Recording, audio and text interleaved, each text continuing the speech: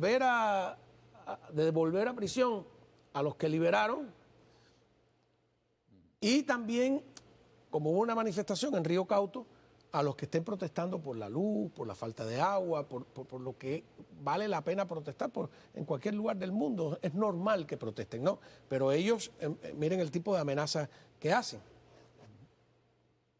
De 2 a 5 años de privación de libertad para quien provoque un desorden público utilizando las redes sociales. Efectivamente. En resumen, ¿es eso? Es esa la sanción que tiene prevista el Código Penal. Vamos a ver, algunas personas han preguntado por la difamación de organizaciones, de instituciones, porque pudiera estarse violando el derecho de alguien, pero también ese alguien está en un lugar y ya entonces ahí el efecto no es solo para mí, sino también para la institución en la que yo me encontraba. A ver, ya no puede solo criticar a las figuras, que está el delito de desacato, que incluye no solo al presidente, a los miembros del buró político, etcétera, sino a la institución. O sea, el INIT no puede escribir, a lo mejor... Después del último Código Penal no ha quedado para la disidencia o para los opositores o para los manifestantes civiles, que no ha quedado un solo resquicio por el que no haya algún tipo de pena. Esa es una de las razones por la que en un informe de protestas que hacemos mensualmente está comprendido todo, está comprendido lo que tú escribas en las redes sociales, incluso lo que tú puedas decir en WhatsApp. Hay una persona que por escribir en WhatsApp o poner un meme en WhatsApp sobre un dirigente, lo estaban procesando. O sea que no queda casi nada. Y este señor es un equivalente de lo que pasó, por ejemplo, con el genocidio en Ruanda, que hubo 2 locutores de radio que fueron condenados por la Corte Penal Internacional, por incitar al odio, incitar a la violencia, y este señor constantemente incita a la violencia y, ¿cómo decirte?, el expediente de él en represores es así, porque además lo vamos renovando, lo vamos... No, además, todos estos extremos siempre ha existido, lo que ahora los han codificado y requetecodificado. De hecho, el delito de propaganda enemiga, que antes el máximo era 8 años, ahora creo que son 15, porque dice que se usa las redes sociales, etcétera, etcétera.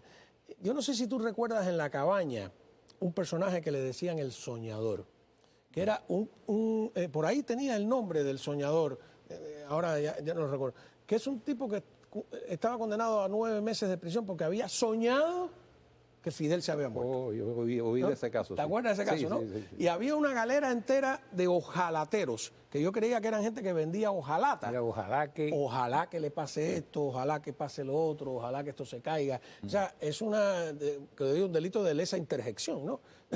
Sí, absolutamente enloquecida. Pero ahora este señor se dedica desde la televisión. Bueno, y ahora yo digo, este señor mañana se cae el régimen y él dice, yo recibía órdenes. Bueno, lo desprestigia como periodista, que no lo es, o como abogado, pero ¿es una justificación el yo recibía órdenes? No es justificación. Juan Antonio creo que te puede hablar. No, eso desde el juicio de Nuremberg a los nazis, que acudieron a Nuremberg diciendo, bueno, las leyes, yo lo que hacía era cumplir las leyes que había en Alemania. Esa era la soberanía alemana y las leyes de Alemania. Y eso lo decían los fiscales, eso lo decían, por supuesto, los perpetradores de crímenes directos en campos de concentración, y todos querían, los propagandistas, que también eran... Los Goebbels. Y eso, desde aquel momento se dijo, no, hay crímenes que no pueden ser justificados simplemente diciendo que hay una cadena de mando, que hay leyes que amparan todo eso, porque a partir de entonces incluso vino toda una jurisprudencia internacional, como es la propia Declaración Universal de Derechos Humanos, que ya establece esto es inviolable, esto es inviolable, esto es inviolable, esto es inviolable. Incluso el término de universal, Declaración Universal de Derechos Humanos, es para especificar que no existen pretextos ni culturales, ni religiosos, ni políticos, ni de guerra, para violar los derechos humanos. O sea, tú no puedes decir, no, yo violé este derecho porque en mi país la tradición es esta. Sí. O la cultura, no, son universales. En el caso de los militares, por obediencia debida, que dicen, no, yo estaba obedeciendo órdenes. No, eso no te justifica en caso de violaciones de derechos humanos. Creo que me dice que tenemos ahí el expediente acumulativo de Humberto López, Expediente represores. Sí, claro, no era así que le llamaban Sí, ellos en Cuba. la primaria. No, en primaria, Te seguía. secundaria y pre, Sí, y te después seguía. se convertía en expediente laboral. Sí, sí, te seguía a ¿No? lo largo de tu vida. Es una cosa tremenda que te persigue hasta el resto de tu vida. Sí, Bueno, tiene- pues este lo tiene también. sí, le manchan el expediente, ¿te acuerdas? Sí. Le manchan Por el cierto, Cao, para hacer justicia donde hace falta hacer justicia, aprovecho la oportunidad para decir que nosotros empezamos este proyecto, pero hubo precursores, pioneros de un proyecto similar, que fueron los abogados estos que estaba coordinando Willie Allen, represores ID. represores ID, que ellos llevaron ese trabajo durante bastante tiempo. Creo que en alguna medida lo siguen haciendo. Lo que pasa es que lo que introdujimos nosotros era la cuestión de crear una base electrónica de datos, de forma que directamente desde Cuba la gente pudiera denunciar a sus represores. Y una de las cosas que dijimos es, hasta ahora lo que vemos como expresión gráfica de la represión son las fotos de la gente con la cabeza rota, con los golpeados, etcétera. Dele la cámara, dele una vuelta, un giro a la cámara y tome la foto de su represor y mándela con todos los datos y la denuncia. ¿Hay algún caso aquí que se haya logrado llevar a la justicia?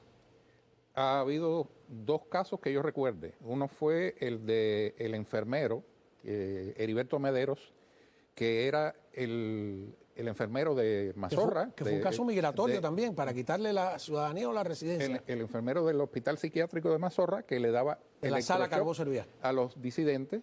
Ese señor hubiera podido recibir hasta 5 años de cárcel y una multa como de $250,000 por haber mentido también en sus papeles de inmigración. Pero murió poco antes de que lo condenaran. Y está el caso de Saúl Santos Ferro, que fue un oficial de la seguridad del Estado en la prisión de Tacotaco, que entonces era Pinar del Río, ahora es Artemisa, que lo vieron en un sedano, le tomaron una foto y a partir de ahí se le inició un proceso y ese hombre estuvo 6 meses preso, tuvo que pagar una multa también y lo enviaron de regreso a Cuba, aunque creo que Cuba lo deportó de nuevo. Vamos a ver ahora si lo reciben. O sea, que está aquí de nuevo. Creo que sí. Saúl Santos Ferro. Ferro. De Tacotaco. Sí, había otra 5.5, otra cárcel famosa en Pinar del En Río. Pinar del Río, sí. En aquella época. En Tacotaco era donde estaba el ñato. ¿Qué le decían? Le decían el ñato, ¿no? Creo Sí, que... uno de los peores Sí. carceleros de... Terrible, ¿no? No nos toca más que especular y falta una especulación, la de que no den la identidad.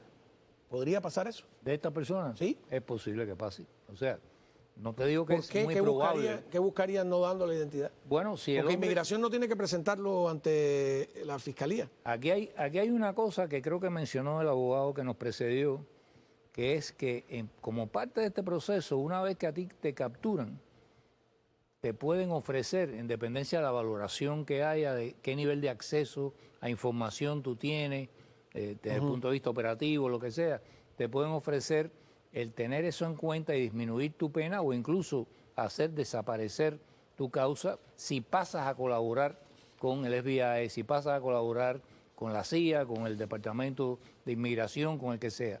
Si estas personas, en lugar de estarse escondiendo, en lugar de estar diciendo, no, yo no estaba en nada, yo simplemente vivía allá, llegaran de forma, digamos, valiente, decente, honesta, y dijeran, yo allá era esto y esto y esto y esto, estoy dispuesto a denunciar y a colaborar, eso por lo menos sería tenido en cuenta a los efectos del proceso que se le siga. Claro, si el hombre es un criminal, en un caso donde se han cometido asesinatos, ya esa es otra historia. Claro.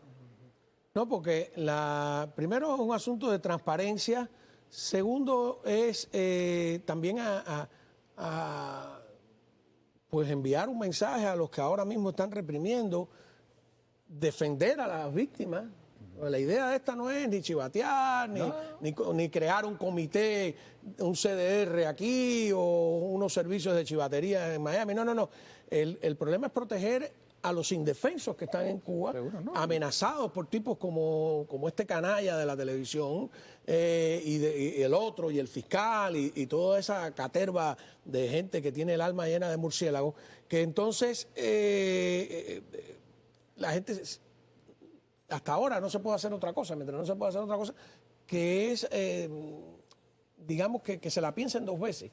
Que se la piensen dos veces o que cada vez haya menos personas Pero dispuestas también a prestarse para está eso. la parte de la comunidad aquí en Miami, o sea, que ha visto a estas personas gozar de impunidad en Cuba, pero además también aquí hasta ahora. Claro. Entonces, yo espero que teniendo en cuenta el cambio de administración, el equipo de Trump, en el que hay muchas personas que estuvieron aquí en Miami, que conocen la dinámica de esta comunidad, pues entonces esto se convierta en una operación, no solo en una detención de un señor, sino que esto continúe. Y los datos existen, nosotros tenemos los datos, incluso los datos personales de estas personas en récord. Y el FBI tiene una unidad especial con la que hemos colaborado, Que se dedica específicamente, no solo para cubanos, sino para casos similares, de gente que son torturadores o violadores de derechos humanos en el exterior, han venido para acá y ellos reciben denuncias, las procesan y las investigan. Sí. Y se ha colaborado con ellos pasando el expediente. Sí, te quería decir que, quisiera repetir cómo pueden las personas denunciar sus casos. Como tenemos una base de datos interactiva, tú entras a represorescubanos.com y encima hay una pestaña que dice denúncielo. Tú entras ahí, pones tu información porque te tienes que responsabilizar con tu denuncia y a partir de ahí pones la información. O sea, no reciben denuncias anónimas. No. No tiene que ser una denuncia seria, no es ahora. No, tú tienes que poner tu número de teléfono, no se presta, si tienes un email, lo que sea. Represorescubanos.com. Represorescubanos.com. Pestaña, denúncielo. Pinchas ahí y llenas el. Una cuestión que tiene que ver con esto que tú dices. Nosotros desde el principio establecimos algunas normas. Nosotros no damos las direcciones personales de los represores en Cuba para evitar represalias de mutus propios de alguien que quiera, incluso para evitar autoprovocaciones de que ellos mismos vayan y le tiren un cóctel molotov a la casa de la familia y digan después, no, esa es la gente de Miami. Segundo, la cuestión esta de que cualquiera, y eso ocurrió una vez al menos que yo recuerde, una sola vez, cualquiera que se sienta que ha sido maltratado, abusado en esta denuncia que no es justa, usted puede venir a nosotros y nosotros... O sea, el acusado puede protestar. El acusado puede protestar y nosotros reabrimos la investigación a partir de eso. Y la tercera, en Cuba no podemos hacerlo por razones obvias. El que haga una denuncia en Estados Unidos la tiene que traer con un affidavit firmado ante notario, de forma que se responsabilice. Pero ahí veo, a ver, esta es la página, inicio, los represores, identifíquelo, denúncielo, ahí donde está la manito, ahí, ¿no? Ahí. Denúncielo. Ahí pero ahí no necesitas un affidavit. ¿no? Si estás aquí, sí. Si estás aquí, tú tienes que incluirlo ahí. Si tú eres... ¿Cómo tú incluyes un affidavit por...? No. Si el que denuncia es una persona radicada en Estados Unidos, tiene que o traerlo en persona o hacernos llegar un affidavit por vía de... Hasta donde yo recuerdo, Juan Antonio, el affidavit es más bien, creo que es para, si tú quieres que ese caso llegue a las autoridades de los Estados Unidos. Bueno, claro. Si tú quieres procesar ese caso y llevarlo a las autoridades de Estados Unidos, al FBI, a Homeland Security, entonces tú redactas un affidavit y lo firmas y nos lo remites y nosotros lo hacemos llegar. Con la unidad esa que te mencionaba. Lo notarizas además, sí. Ok. Bueno, nada, muchísimas gracias a ustedes y seguiremos los acontecimientos, a ver. Sí. Hay tantas noticias de todo tipo, por supuesto, que preocupan a muchísimas personas, pero le hemos dedicado tiempo a esto porque nos parece justo, porque ahora mismo se está amenazando, intimidando a la población, a los opositores, a todo el mundo dentro de Cuba y eso no lo hace un ente etéreo, son canallas de carne y hueso. Muchísimas gracias a ambos por haber estado aquí con nosotros y cuando regresemos vamos a hablar con un periodista ucraniano para saber si ellos allá, si los ucranianos creen realmente en el cese al fuego. Volvemos.